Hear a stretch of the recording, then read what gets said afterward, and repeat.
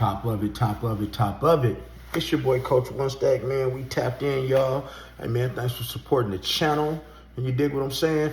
And before I get into this video about how Craig Mack passed from HIV and then full-blown AIDS due to going to a Diddy party back in the day, hey, man, go ahead and hit that like button. Make sure you hit the subscribe button. Smash that notification bell so y'all know when I'm dropping hits all the time. And so, we're going to get into it. See, a lot of you young people, you might not know who Craig Mack is. And for those of y'all who are older, when Bad Boy first came out, you know who Craig Mack is. Flavor in your ear. He was the original artist on the Bad Boy roster. Matter of fact, to me, he was better than Biggie. See, Biggie didn't even really get his props in the industry until Flavor in Your Ear remix dropped, and then Biggie hit. You dig what I'm saying? But see, here's something that happened, man.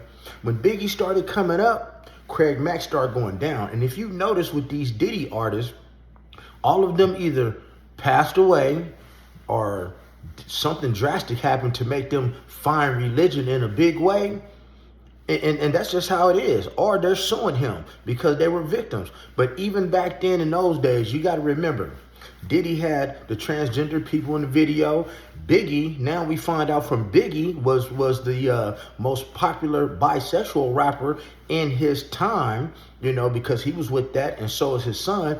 But see, back in those days, man, Craig Mack was trying to put Craig Mack on the shelf, and Craig Mack was trying to get out of his contract with Bad Boy because Diddy wouldn't drop no more albums for him due to Biggie. And so what did they do? Man, it wasn't called a Diddy party back then. It was groupie parties. And see, Diddy set him up, guys, let's already face it, man. They don't use any prophylactics when they dealing with these groupies. So Diddy gave him a hot one, as they call him. He set him up with the groupie that gave him HIV that turned into full-blown AIDS.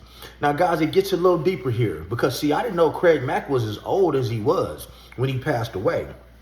I mean, Craig Mack went to school with Eric Sermon and Biz Markie. He just blew up much later in life. But see, here's the thing. When Craig Mack discovered that he was HIV positive, what Craig Mack did, and I'll show you in the video, and you see it for yourself, what Craig Mack did was, Craig Mack moved his family, him and his entire family, to South Carolina, of all places. And you asking me, man, Coach One Stack, why they moved to South Carolina? Because they moved and they joined. This stuff hit him so bad that he joined a cult, y'all. He joined a cult led by this old white man. You could find a video for yourself online.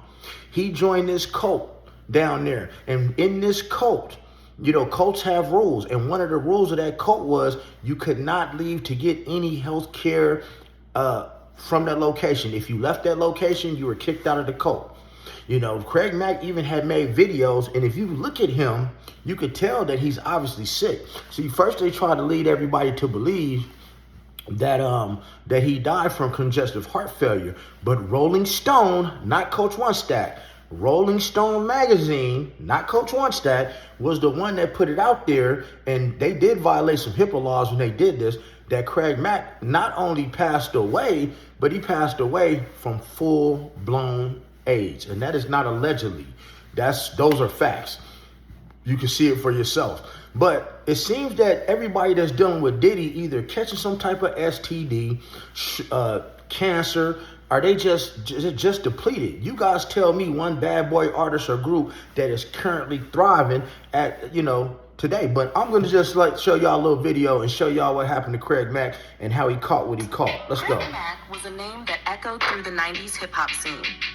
Known for his gritty voice and unforgettable hit, Flavor in Your Ear, Mack was one of the original artists signed to Bad Boy Records, helping to define an era. But like many stories in the music industry, Mack's life took a turn that left his fans and family with more questions than answers. Mack's story is one of triumph, struggles, and a mysterious journey toward his final days. His first wife, Roxanne Alexis Hill Johnson, his daughter Amanda Mack, and his younger brother Andrew Mack have recently opened up about the Flavor in Your Ear rapper's life, sharing insights into what happened after the spotlight dimmed, the highs of fame and the lows of life. When Craig Mack hit the scene with his debut album Project, Funk the World, in 1994, it was clear he had something special. His single Flavor in Your Ear became an anthem, and the remix, featuring some of the biggest names in hip-hop like the Notorious B.I.G. and LL Cool J, solidified his place in rap history.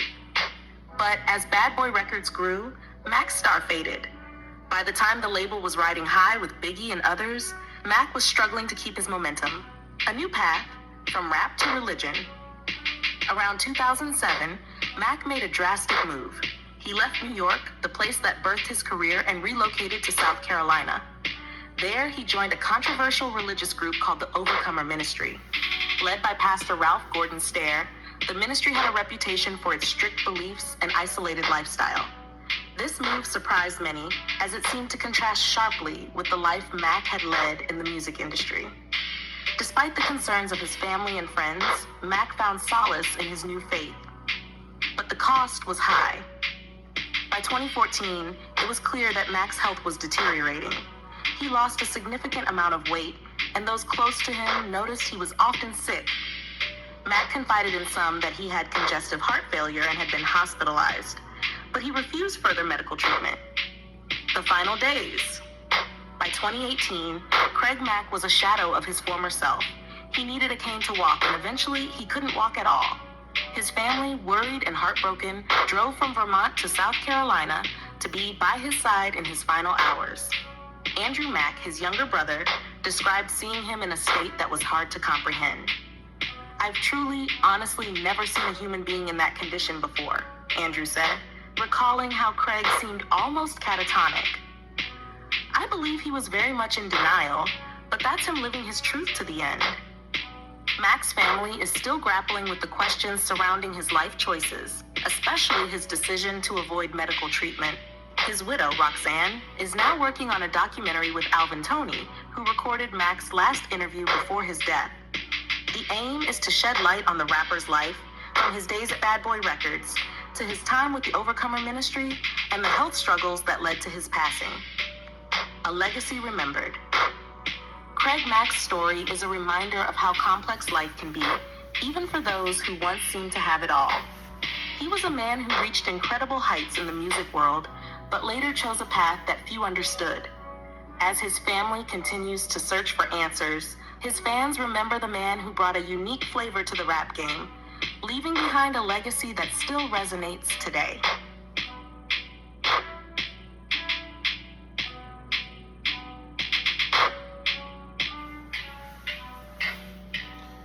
Now you see, guys, when you do your history, man, as I said,